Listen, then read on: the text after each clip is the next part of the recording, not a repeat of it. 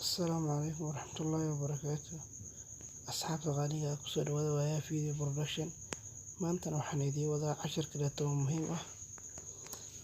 Cashirkaani waxa muhiim u yahay ama waxa muhiim yahay xilliyada adiga aad mashquulsan tahay ama maxaan dhahaa hawlo aad faraha ku haysid ama xilliga taleefanka ama xilliga gacmuhu qoyan yihiin ama xilliga aad wajiga dhisan yahay.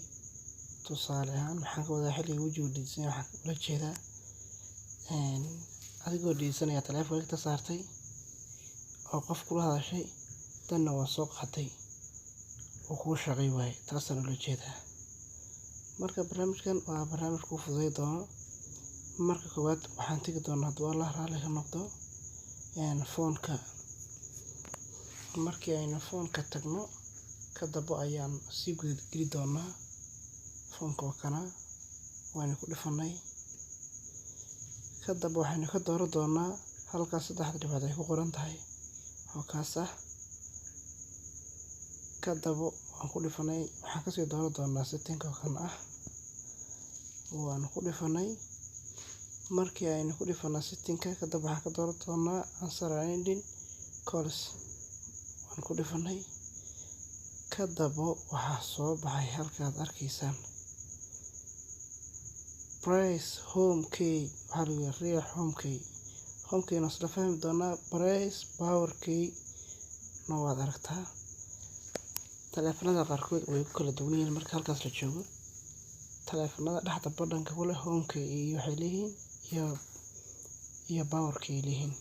Taleefanada aan lahayn tusaale ahaan maxaa kamid ah G6 kan oo kala kamid ah malahan home key malahan sidoo kale marka taleefanada kale J1 ka J2 kale waxay leeyihiin power key iyo maxaa ku dhahaa iyo home key.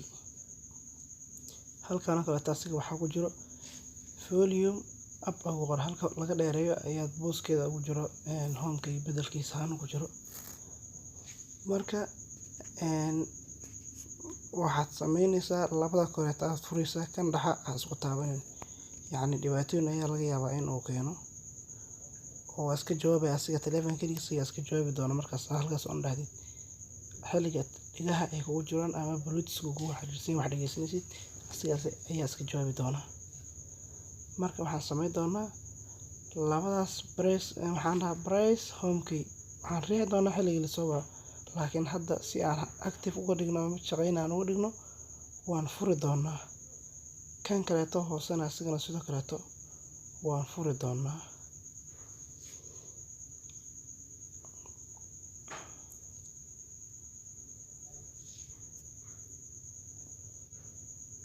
Marka waa kan labadiiba active aan ka dhignay.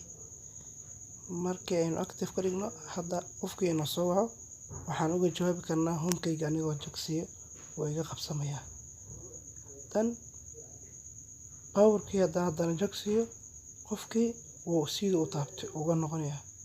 Aad iyo aad u mahadsantiin fadlan cashirka haddii ka heshay subscribe noo saar.